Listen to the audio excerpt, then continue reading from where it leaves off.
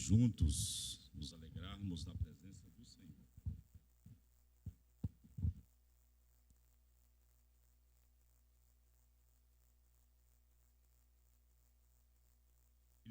Filipenses, capítulo de número 4, versículo 4. Vamos ler a palavra de Deus.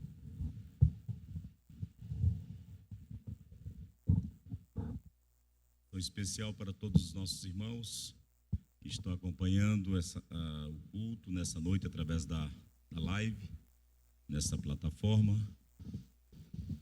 Se você quiser também acompanhar conosco a leitura da palavra, por gentileza, abra a sua Bíblia no livro de Filipenses, capítulo de número 4, versículo 4 até o versículo de número 8. É a leitura que faremos nesta noite para a nossa reflexão. Glória a Deus. Regozijai-vos sempre no Senhor. Outra vez vos digo, regozijai-vos. Seja a vossa equidade notória a todos os homens. Perto está o Senhor. Não estejais inquietos por coisa alguma. Antes, as vossas petições sejam em tudo conhecidas diante de Deus pela oração e súplicas com ação de graças. E a paz de Deus, que excede todo entendimento, guardará os vossos corações e os vossos sentimentos em Cristo Jesus. Quanto ao mais, irmãos, tudo que é verdadeiro, tudo que é honesto, tudo que é justo, tudo que é puro, tudo que é amável, tudo que é de boa fama, se alguma virtude, se algum louvor, nisso pensai. Os irmãos podem tomar assento.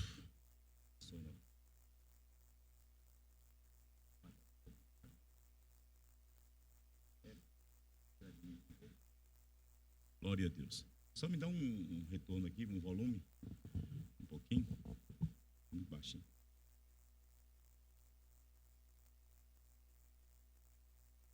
Meus irmãos, dando sequência ao assunto que estamos ministrando, toda terça-feira, nós temos um encontro marcado aqui na Casa do Senhor para um assunto, e o assunto em pauta é vigilância.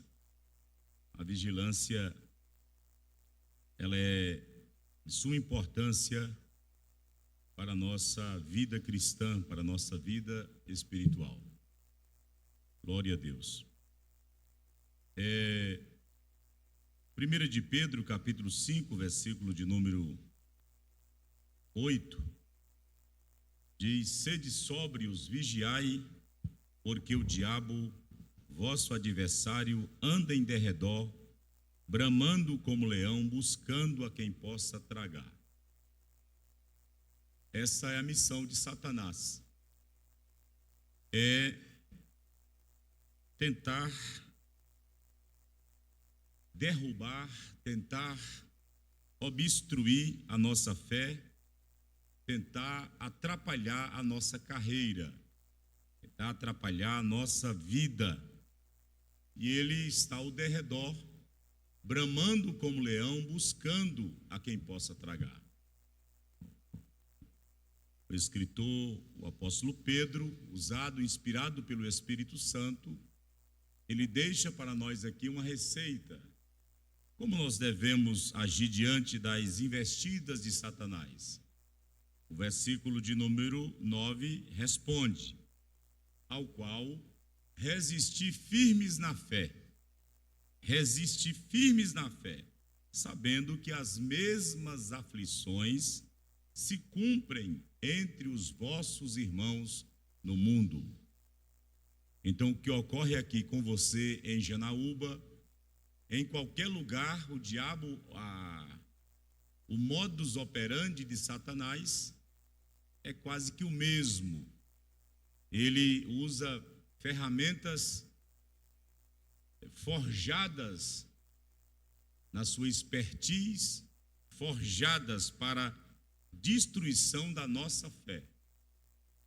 E a arma que nós temos, uma das armas mais poderosas que nós temos, e o Senhor tem nos disponibilizado, é o escudo da fé. Paulo elenca no capítulo de número 6 de Efésios, a partir do versículo de número 12, ele vai elencar ali algumas armas que o cristão pode utilizar nesta terra contra as astutas ciladas do diabo. Ele deixa claro que a nossa luta, a natureza da nossa luta, não é contra a carne, nem contra o sangue, mas contra os principados, contra as potestades, contra os príncipes, tudo no plural, não é um só, é uma organização criminosa, não é? Contra as potestades, contra os príncipes das trevas desse século, contra as hostes espirituais da maldade nos lugares celestiais. Então nós não estamos sozinhos nesse mundo. Nós estamos neste mundo aqui, além de termos a presença de Deus na nossa vida, a presença do Espírito Santo no nosso coração, a presença dos anjos, porque a palavra diz que o anjo do Senhor acampa-se ao redor daquele que o teme e os livra. Então nós temos a presença dos anjos nos protegendo, nos livrando de tantas astutas e tantas ciladas do diabo. Salmo 124 diz, informa-nos que se o inimigo pudesse, se ele tivesse condição, se a seu poder fosse um poder, se ele fosse o Todo-Poderoso, ele já teria nos engolido vivos.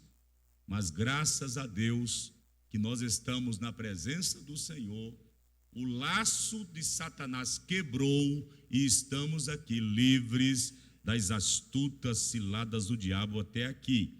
Mas não subestimem a sua inteligência. O diabo é inteligente, o diabo é perspicaz.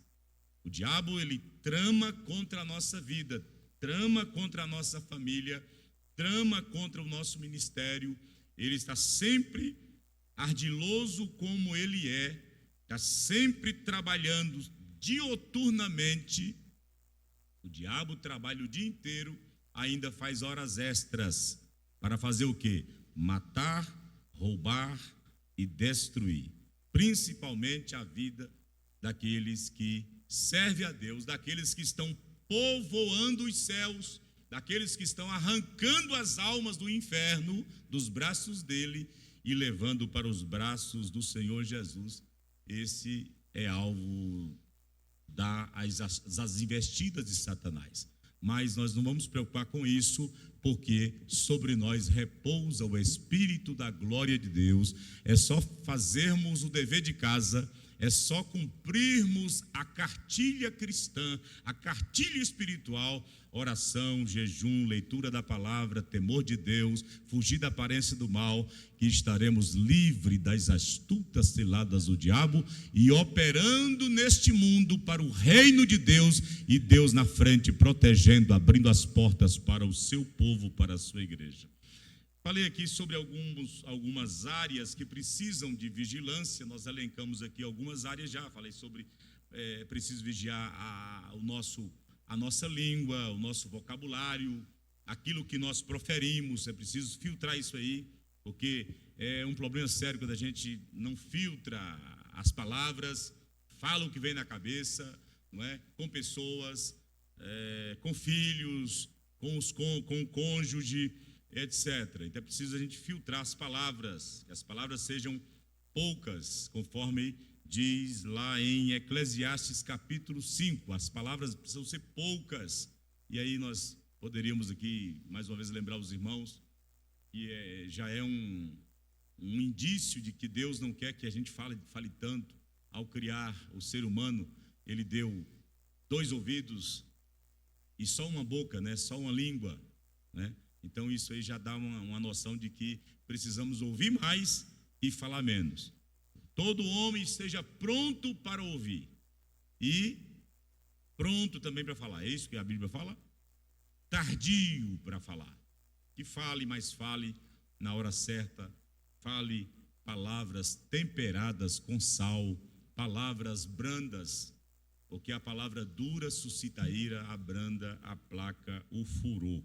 Glória a Deus. Falei sobre vigiar a mente, é muito importante a questão mental, vigiar a nossa mente, ter uma vigilância na nossa mente para que coisas vindas de Satanás não aloje, não ache guarida na nossa mente, que é o palco de todas as nossas decisões, que é o palco de todas as nossas decisões que tomamos nessa terra, que pode impactar não só o nosso presente, mas também prejudicar o nosso futuro, dependendo do que está alojado na mente, né? É preciso ter vigiar, e aí é cada um vigiar, é cada um, não é a gente cuidar da mente do outro, cuidar da vida do outro, não. Isso é muito, não é, irmãos, não é contraproducente a gente querer, ao invés de fazer o dever de casa, de olhar para nós mesmos, a gente querer cuidar da vida do outro, querer examinar o outro, querer analisar o outro, como se todos nós fôssemos aqui psicanalistas,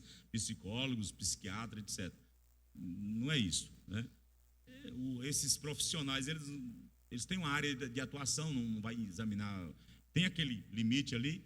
Então o crente não é psicólogo, o crente não é esse tipo, não se presta a isso, a não ser que tenha aí formação para isso, mas do contrário não.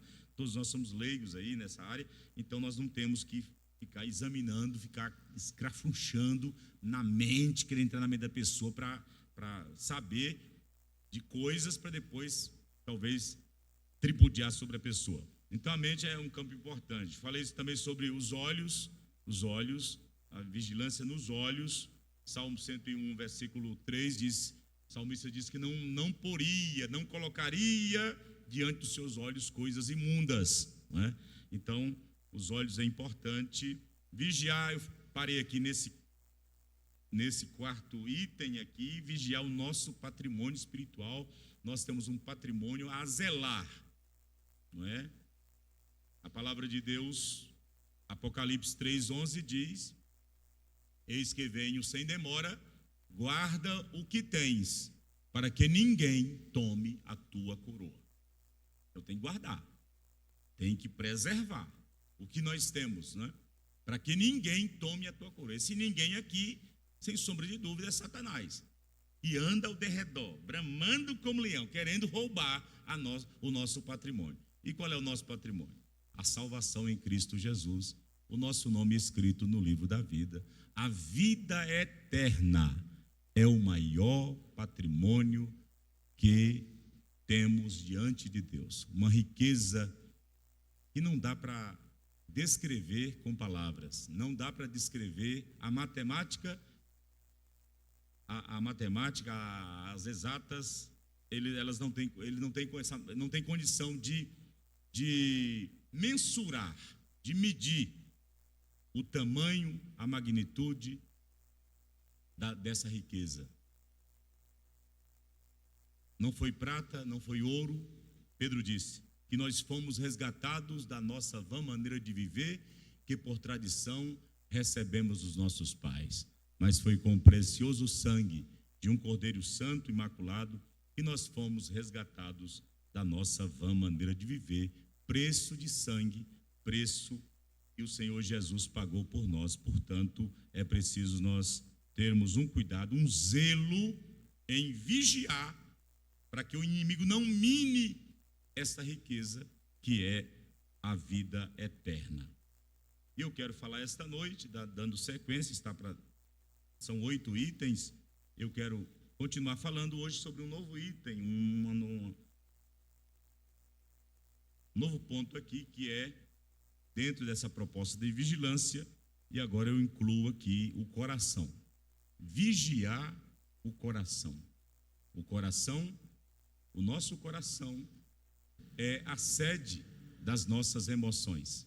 O coração é de fato, algo que precisa ser cuidado, que precisa ser resguardado, que precisa de uma atenção muito especial, porque o inimigo, ele sabe trabalhar. Ele sabe trabalhar nas nossas emoções. Pastor Isaías foi muito feliz nas suas ministrações, nas suas prédicas aqui, nesse Conectar, onde ele tratou sobre isso. A questão do ressentimento, a questão do coração, do cuidar do coração. E aí eu não estou entrando nessa questão patológica. É claro que isso deve ser cuidado também com muito zelo. Questão de ir no como é que chama o médico? Cardiologista, e cuidar do seu coração no sentido patológico, no sentido físico.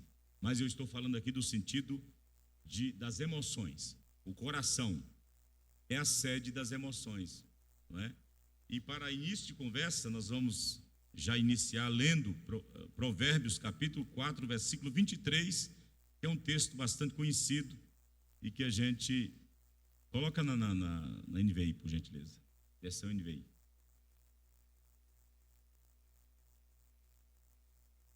Acima de tudo, guarde o seu coração, pois dele origina a vida, ou procede as saídas da vida.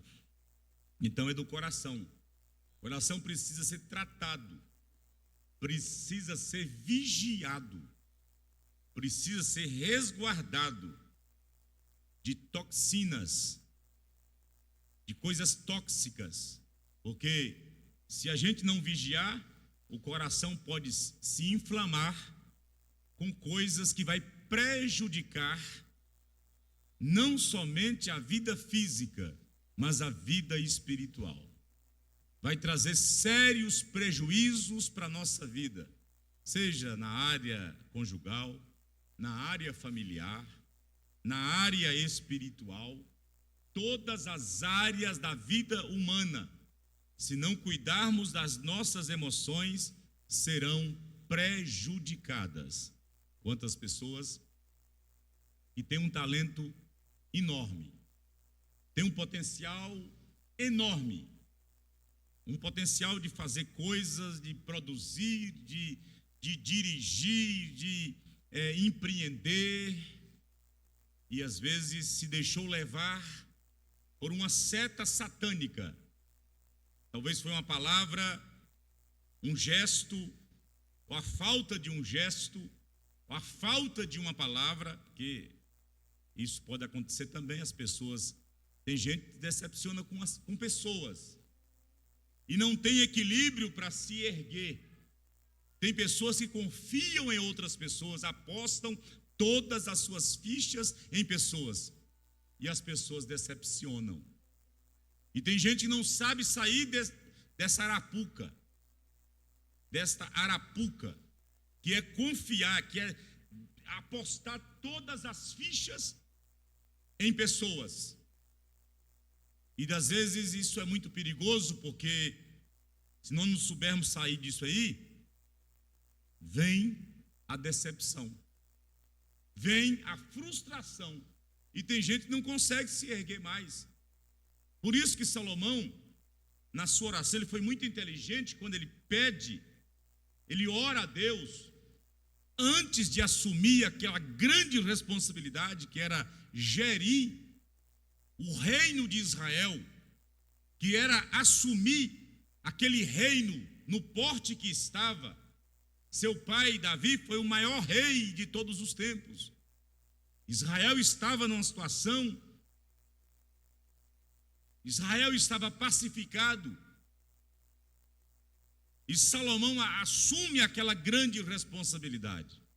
E ele sentiu, na sua estrutura, na sua capacidade, ele sentiu quando ele ora a Deus. Ele foi muito inteligente quando ele disse: Senhor, eu não peço a ti riqueza, eu não te peço os meus inimigos, a cabeça dos meus inimigos. Até que o papai deixou uma lista aí para mim descer a espada de alguns camaradas aí, mas eu não te peço isso não. Porque Davi, antes de morrer, morrendo lá, ele falou: Olha para Joabe, viu? Simei, olha para Simei. Simei me amaldiçoou quando eu estava fugindo de Absalão. Olha para ele, não deixa, né? Fez uma listinha lá, algumas recomendações, e falou: Deus vai te dar sabedoria para você agir. Eu não vou te ensinar como é que o modus operandi, mas olha para essa turminha aí que me perseguiu. Não deixa eles descerem em paz para a sepultura, não. Mas o Salomão não pede isso para Deus. Ele pede duas coisas importantes, que isto é uma blindagem no nosso coração. O que é que Salomão pede? Senhor, eu te peço sabedoria. Sabedoria. Pedir sabedoria a Deus sem propósito, sem finalidade, a coisa se torna vaidade. Tem gente que pede sabedoria, se esmera, adquire conhecimento e às vezes ele ostenta aquilo, ele exibe aquilo como uma pendância. Isso é diabólico, isso não é de Deus. Mas ele pede sabedoria e ele fala para quê? Qual a finalidade de ele pedir sabedoria a Deus? O que ele queria fazer com a sabedoria? Ele diz assim: eu quero sabedoria e conhecimento. Sabedoria e conhecimento. Mas para que, Salomão, você quer sabedoria e conhecimento? Para poder entrar e para poder sair. Diante do teu grande povo, porque o teu povo é grande, não é? É complexo o teu povo. Dirigir esse povo é muito complexo. Eu não tenho condições. Então eu quero sabedoria e conhecimento. Sabedoria e conhecimento para poder entrar e poder sair. Tem gente que sabe entrar, mas não sabe sair. Se embaraça tudo. Ele entra numa questão, já entrou assim, de peito aberto. Numa briga de foice, como diz o roceiro. E entra de peito aberto e ele não consegue sair. Ele embaraça. Quanta gente entrou em confusão, irmãos, e morreu. A confusão nem era dele. O problema nem era dele. Ele entrou. Eu vou entrar porque eu estou cheio de Deus aqui. O povo vai me respeitar. Respeita nada. A Bíblia manda fugir da aparência do mal. Fuja da aparência do mal. O crente precisa ter sabedoria, ter o conhecimento, ter a sabedoria, o temor de Deus para discernir e não fazer tudo pela emoção e não agir pela emoção, simplesmente pela emoção, não é? Então é preciso a gente ter cuidado. Entra em questões loucas, fere o coração, vai para uma batalha, que é uma batalha, uma armadilha de Satanás, vai de peito aberto, vai desguarnecido, não vai preparado, às vezes nem ora. Já sou experiente na vida cristã, já tenho 30 anos de vida cristã, já tenho 40 anos, eu sou arrojado, eu já sei. Não, irmãos, cada luta tem uma história, cada luta tem uma estratégia. Não é a mesma estratégia, não é a mesma mecânica. É preciso a gente ter cuidado com isso. Não vou entrar nessa luta aqui, eu vou entrar. Não precisa nem orar, já orei. Já tem uma reserva de oração aí, já orei de madrugada. Está tudo reservado num depósito. O meu depósito está cheio. Eu vou de cara, de peito aberto. Vai não. Ora a Deus. Mas a luta é pequena. É coisinha pequena, esse é café pequeno. Vocês lembram daquela cidade chamada Ai? Olha o nome, Ai. Aconteceu isso. Josué chegou em Jericó e foi uma vitória retumbante, né? As muralhas caíram e eles fizeram todo aquele... Entrou na cidade triunfante, matou todo mundo. Em Jericó, aquelas muralhas caíram, afundou, não sei. Aí Mas um camarada lá cometeu um erro lá, descumpriu o mandamento de Deus. O Acã, ele pegou uma cunha de ouro, pegou uma jaqueta de couro, sei lá, uma coisa muito... uma roupa de grife, né? Fosse hoje. E enterrou no meio da tenda lá. E Josué não sabia. Mas a maldição, ele pegou uma maldição, um anátema. Aí você, olha, essa cidadinha aí, você mandar os reservas para lá. É igual aquele time de futebol que quando tem uma decisão muito importante, aí tem um jogo assim, que não é menos importante, poupa os titulares e manda os reservas para... Aí os reservas tomam uma goleada lá, mas assim Josué fez. Manda um pouquinho de soldado. Manda lá para Ai lá. Irmãos, eles foram derrotados vergonhosamente. O povo de Deus foi derrotado porque subestimou o inimigo. O Josué ficou tão preocupado que ele entrou na presença de Deus e reivindicou. O que aconteceu? Que situação é essa aqui? Por que essa guerra? Uma guerra na mão, uma vitória quase que certa, se transformou em derrota. Muitas baixas, muitos soldados israelitas morreram naquela incursão. Aí Deus falou: tem anátema no meio de vocês. Vocês descuidaram. Depois dessa grande vitória aí, alguém pecou. E é por isso que aconteceu isso. Então é preciso a gente ter cuidado, irmãos, nessas batalhas. E o apóstolo Paulo, ele está aqui falando para os irmãos de Filipenses. A epístola aos Filipenses tem como tema a alegria. É a epístola da alegria, do regozijo. E os irmãos sabem que existem ladrões da nossa alegria. Existem ladrões que querem roubar a nossa alegria. E Paulo está dizendo aqui, falando isso aqui. É a epístola da alegria, mas Paulo está tratando aqui de algumas coisas que roubam a nossa alegria. Neemias disse que a alegria do Senhor é a nossa força. A alegria do Senhor que está em nós, irmãos, faz a gente sonhar com projetos, faz a gente sonhar com os céus, alegria. Mas existe um ladrão de alegria trabalhando todo dia para roubar a nossa alegria, para colocar água na nossa alegria, para burlar a nossa alegria, o nosso contentamento, não é? Existe esse inimigo trabalhando. E Paulo, na sua epístola, no texto lido, capítulo 4, versículo de número 6, ele diz: não estejais inquietos por coisa alguma. Não estejais inquietos por coisa alguma. Aqui eu aprendo que a inquietude, que a ansiedade, que é o mesmo que ansiedade, é um ladrão em potencial para roubar a nossa alegria. A inquietude, a ansiedade.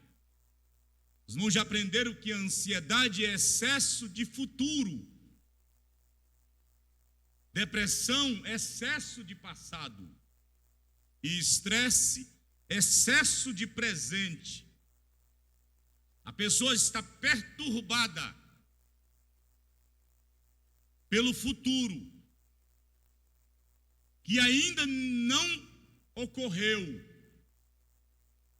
mas já está preocupado, uma preocupação exacerbada, exagerada acerca do futuro. E quando a gente preocupa, essa preocupação ela é exagerada, a gente incorre num grande erro, numa ingratidão contra Deus, porque o nosso futuro está nas mãos de Deus. Então, quando eu preocupo com o meu futuro, não é essa preocupação normal de você ganjar alguma coisa, pensar no estudo dos filhos. Não, essa preocupação é normal, isso aí é salutar. Isso é salutar, é necessária. Como provedor que nós somos dos nossos filhos, a família é provedora dos seus filhos. Isso é salutar, isso é bom. Eu estou falando de algo exagerado, que leva a pessoa a ficar sem dormir, que a pessoa adoece pensando no futuro. E se pensasse, se fantasiasse com um futuro bom, coisas boas, mas infelizmente a ansiedade leva a pessoa a pensar coisas ruins. Vai fazer uma viagem longa, já fica pensando, oh meu Deus do céu, Jesus, a ansiedade, será que aquele avião não vai cair? Vai cair um avião um dia desse? Cai não sei quanto, essa caição de avião aí. Aí vai fazer uma viagem para perto, aí começa a preocupar, será que a roda do carro não vai sair? Parece que tem gente, irmãos, parece está viciado em ver aquele filme Premonição 1, Premonição 2, 3, que a pessoa vai andando daqui a pouco, um caminhão de lenha, um caminhão de tora de eucalipto, desmarrado, e umas torinhas saindo. Quem já viu Premonição aqui? Acho que é antigo esse filme. Premonição. Aí aquela tora de pau vem, entra na cabeça da pessoa, a pessoa já pensa, só o pior. Já pensou se essa roda de caminhão sair aí e passar em cima de mim? E vira uma paranoia, um surto psicótico. Isso é loucura, irmãos. Isso é loucura. E o diabo está trabalhando nisso, nesse campo. Aí você vê, e trabalhando, pastor, nas crianças, adolescentes com depressão, adolescentes ansiosos, crianças, na sua primeira infância já está sendo acometido por essa praga chamada ansiedade. E Paulo está dizendo, não estejais inquietos por coisa alguma. Pastor, mas o que deve fazer, pastor? A receita está aqui, irmão. Está na Bíblia. Está na palavra. Se nós olharmos a palavra e obedecermos a palavra, não vai precisar. Alguns casos vai, mas a maioria dos casos vai ser resolvidos no consultório do doutor Jesus de Nazaré e de graça.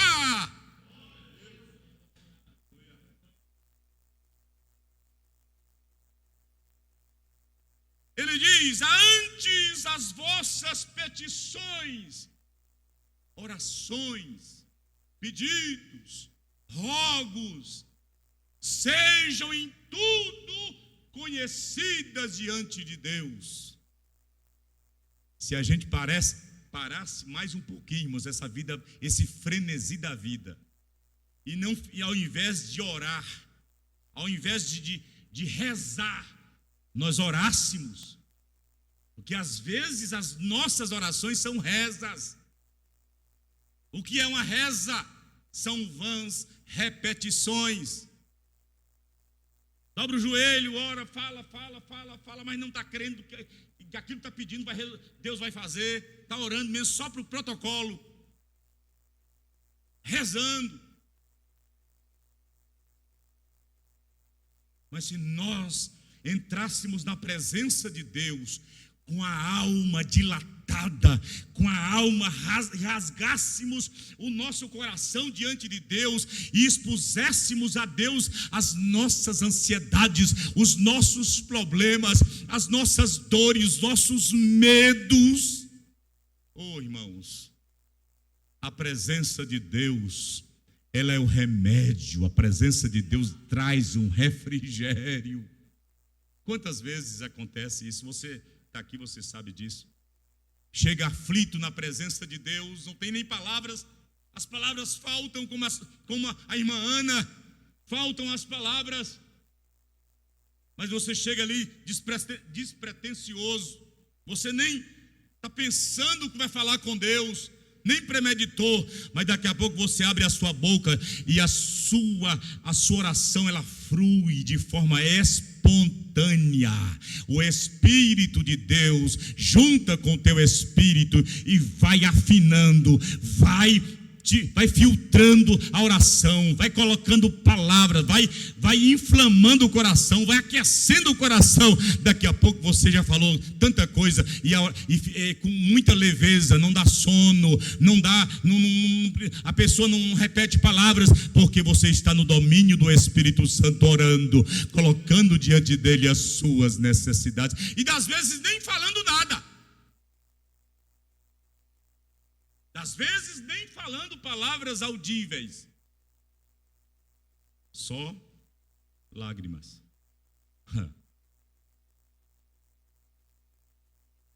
E o Espírito Santo está ali, colhendo as suas lágrimas, e te animando, e te assistindo. Assistir aqui não é como uma pessoa, um espectador. Assistir aqui tem o sentido de prestar assistência mesmo. O Espírito Santo presta-nos assistência. Oh, louvado seja o nome do Senhor. E Paulo dizendo aí, para curar a inquietude, para curar a ansiedade, coloca tudo diante do Senhor. Por isso que 1 de Pedro 5,7, Pedro diz, lançando sobre ele, coloca aí, onde vem? Lancem sobre ele toda a sua ansiedade, porque ele cuida de vocês. Amém, meus irmãos? Cuida ou não cuida? Amém? E ele está desafiando a mim e você: lancem sobre mim, lancem sobre ele toda a vossa ansiedade. Mas às vezes a gente está tão assim, desnorteado, que às vezes uns vai para o ímpio, vai para a rede social fazer desabafo em rede social. Vai para a casa do ímpio, até uma pessoa que nem crente direito vai lá falar.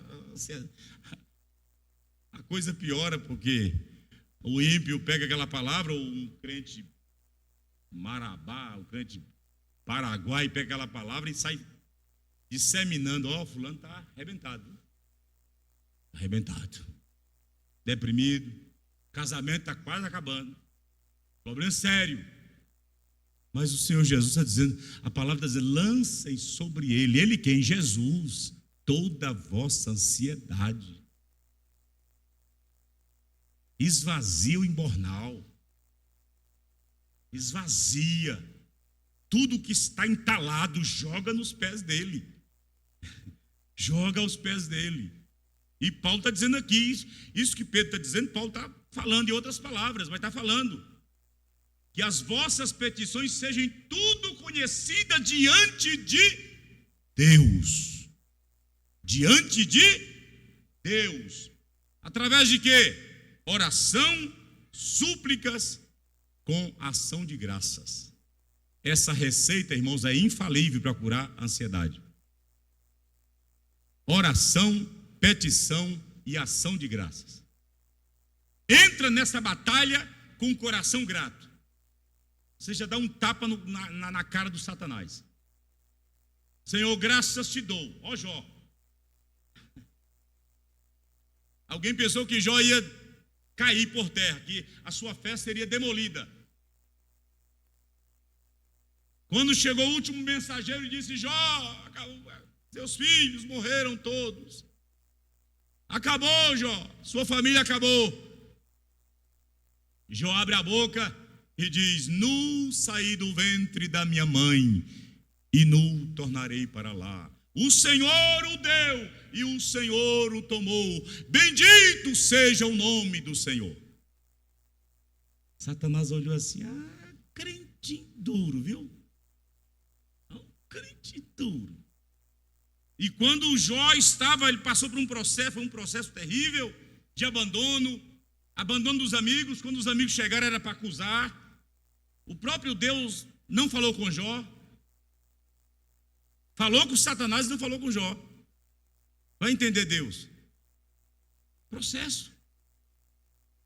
Ele vai falar com Jó, não falou no capítulo 1º, 2º, vai falar com Jó exatamente no capítulo 28, já no final do livro lá. Vai falar com Jó. E Jó começou a blasfemar, começou a espraguejar o dia que ele tinha nascido, o dia do seu nascimento. Começou a falar, tal. E o inimigo, ele falou assim: esse homem vai blasfemar. E eu vou lutar, eu vou ganhar essa peleja, essa demanda contra o Criador, contra o Eterno. Eu vou ganhar. Irmãos, quando ele pensou que Jó ia sucumbir, que Jó ia blasfemar, que Jó ia chutar o pau da barraca mesmo, definitivamente, eu penso que o Espírito Santo, que assiste nas fraquezas, veio sobre Jó com poder, com convicção, e Jó se levanta no meio da cinza, o seu corpo todo dilacerado por chagas. O corpo de Jó estava todo gretado de bichos, de larvas. Fedia o corpo de Jó. Parece que nem Satanás queria Jó, de tão nojento, de tão mal cheiroso que Jó tornou-se. Mas no meio da cinza, no meio da pedra bananeira ali, ele se levanta e diz aquela célebre palavra do capítulo 19, versículo 24, ou 24, 19, ou vice-versa: porque eu sei que o meu Redentor vive e que por fim se levantará sobre a terra. Parece que eu vejo Deus dizendo: está vendo, Satanás? Está vendo? Homem íntegro, homem fiel, homem que não desvia da minha presença. Louvado seja o precioso nome de Jesus. Eu sei que o meu Redentor vive. Eu sei, eu tenho certeza de que Ele vive e que Ele vai me acudir.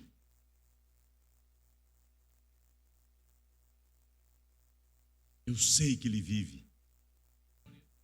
Uma palavra literal para Ele e também, por que não dizer, profética, falando do Messias, que não viu a corrupção. O corpo de Jesus não viu a corrupção. No terceiro dia ele ressuscitou. Louvado seja o nome do Senhor.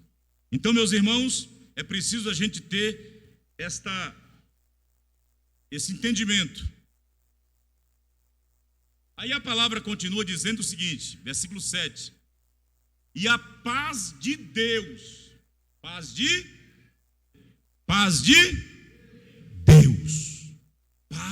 Deus. Nós temos esta paz de Deus, que é diferente da paz dos homens. A paz de Deus é uma paz perene, é uma paz duradoura, é uma paz confortadora, é uma paz que cura. Louvado seja Deus. E a paz de Deus, Paulo diz, e a paz de Deus que excede todo entendimento, guardará os vossos corações e os vossos sentimentos em Cristo Jesus.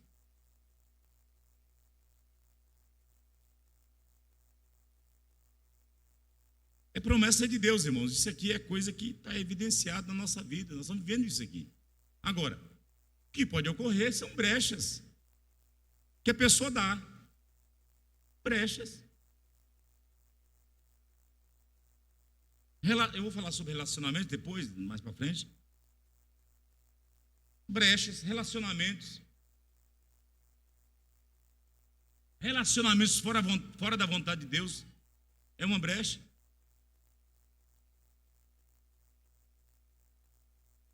Alianças que a gente faz com pessoas que não têm a mesma espiritualidade, o mesmo nível espiritual nosso. Tenha cuidado com isso. Tenha cuidado. Pessoas que você está levando para dentro da sua casa, toma cuidado com isso.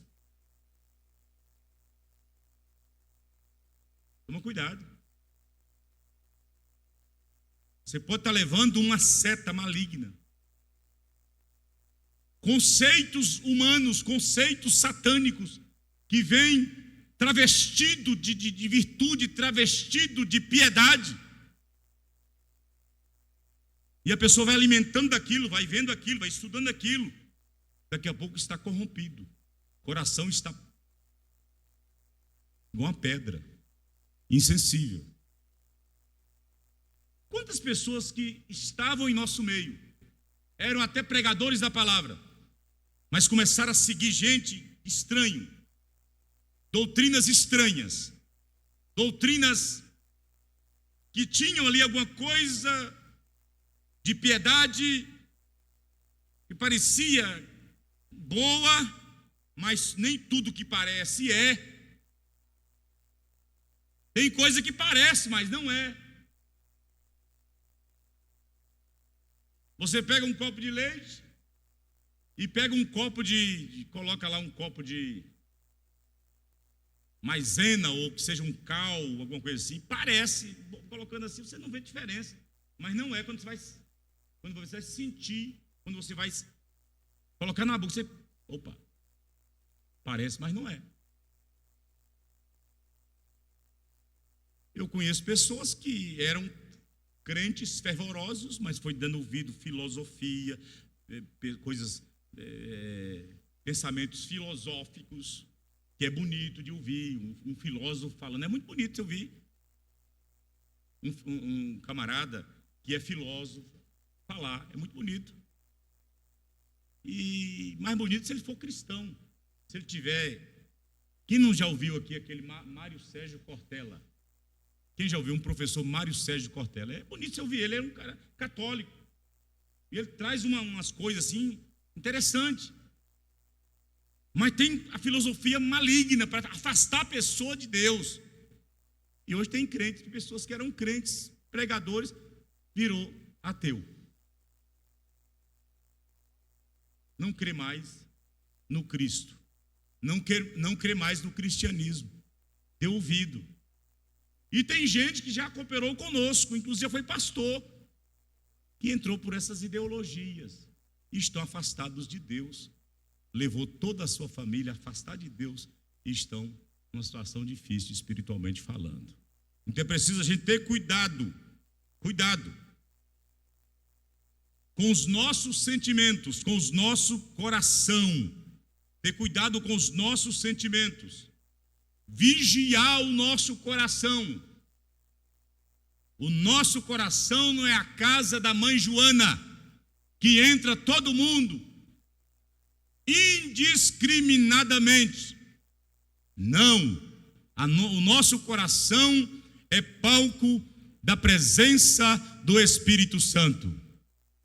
Não sei se os irmãos lembram tinha um livretinho, Coração do Homem. Quem lembra aí do livreto Coração do Homem? Eu já pelejei para comprar, que tem alguém que ainda pede até hoje, para evangelizar é muito bom. O coração do homem. O homem, quando não é convertido, o coração está cheio de onça, de cascavel, lobo, não é? Pavão. E tudo tem um significado. Tudo tem um significado. Pavão é orgulho, né? Bicho os pés é feio demais, mas quando abre aquela asa ali é bonito, né? Mas quando chega a presença de Deus, o Espírito Santo, a luz, joga naquele coração o que é de raposa, vai falando aí, irmãos, onça, sapo, bode, vai saindo tudo e o coração fica livre. Aleluia. A pessoa aceita Jesus, toda essa tranqueira de coisa ruim, tudo tem um significado. Onça, por exemplo, é um cara brabo, brigador e tal, né? Tudo tem um significado. Essa coja sai tudo. É os demônios, sai tudo.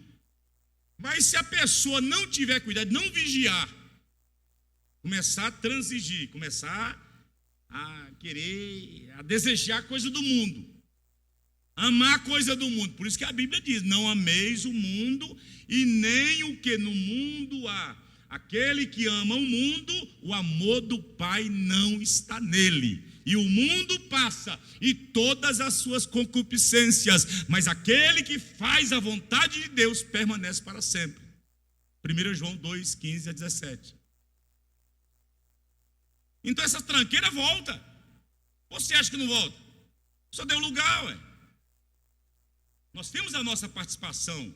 O Espírito Santo nos dá condições. Mas se eu, que sou guardião do meu coração, da minha mente, eu não vigio, eu descuido, fico aí,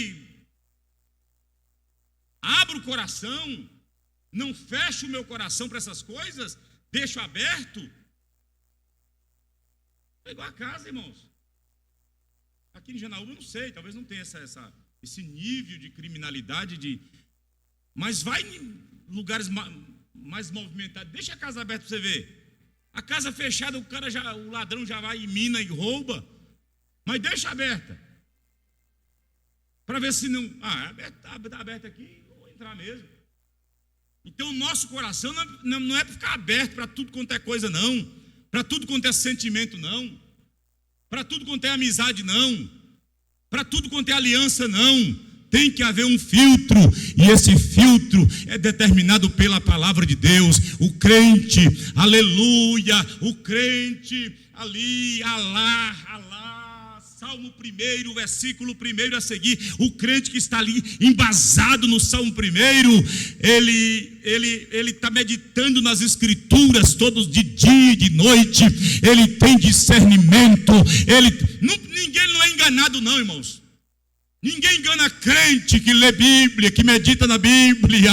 Ninguém engana crente que ele sabe, a unção do santo está sobre ele, e ele discerne tudo e muito bem. Aleluia, crente que lê a palavra, crente que participa da escola bíblica dominical, que é o maior curso de teologia existente.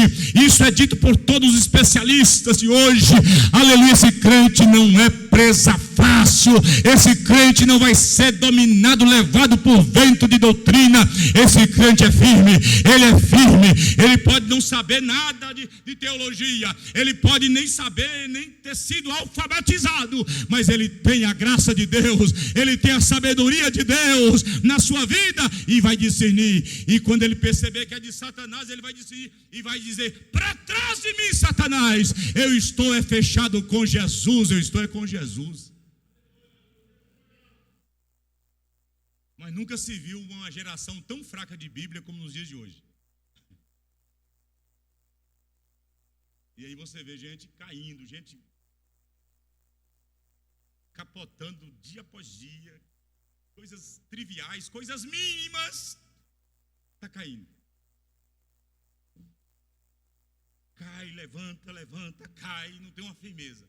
Cair, irmãos, cair do ombro, levantar, mas cair toda hora, igual uma manga podre, igual um umbu, igual piqui, que cai todo dia. Você passa no pé de piqui de manhã, já morei em lugar que tem muito piqui, você faz uma colheita, enche um saco, os 2 sacos de piqui, daqui a pouco você vai à tarde, tem mais piqui cair. Está igual o crente, crente assim, confessa agora, arrepende, daqui a pouco, no outro dia, cai de novo. Assim.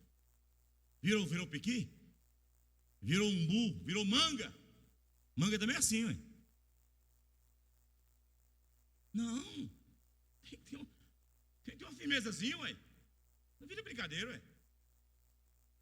Jesus fala assim: mas você pediu perdão agora, só caiu de novo. Igual um irmão lá no Gado Bravo, um tempo atrás, chegou um irmão Nilson, o nome dele é lá de São Paulo. E aí o camarada chegou lá, meio atrapalhado, já tinha aceitado Jesus, voltado umas 20 vezes. E o irmão ficou sabendo. Falou: irmão, agora é o seguinte, vê se fica firme agora, viu? Que Jesus não tem anjo vagabundo para ficar anotando o seu nome no livro. Nota hoje, amanhã você sai, apaga. Então vê se firma agora para sempre. Jesus não tem anjo vagabundo para estar escrevendo e apagando seu nome do livro da vida, não, viu? Tá bom, pastor. Pode deixar comigo que eu vou ficar firme. Não sei se ficou. Muitos anos, tem uns 25 anos. Não sei se morreu, Então é dessa forma, irmãos. É preciso a gente ter cuidado, muito cuidado, com o nosso coração. Eu paro aqui e na próxima terça, ou na outra terça, porque terça tem a lição, né? A lição que vai ser colocada aqui para repormos, mas que nós possamos nessa noite ficar com essa palavra e, de fato, guardar o nosso coração, os nossos sentimentos, porque os nossos sentimentos não foram feitos para ser tripudiados, para serem usados pelo Satanás. Os nossos sentimentos foram feitos para usarmos o amor à nossa família, o amor às almas perdidas, o amor a Deus sobre todas as coisas, é para isso. Então use o seu sentimento, não permita que os seus sentimentos sejam adoecidos por essas práticas, essas setas satânicas, mas guarda o seu sentimento. Eu sei que tem hora que é complicado, mas percebeu que está entrando, vigia, vai para os pés de Jesus, peça perdão, pede Jesus para passar o sangue, presta conta com alguém de confiança, não é? Mas não deixe os seus sentimentos adoecerem por coisas contrárias, alheias à palavra de Deus. Deus abençoe a todos em nome de Jesus.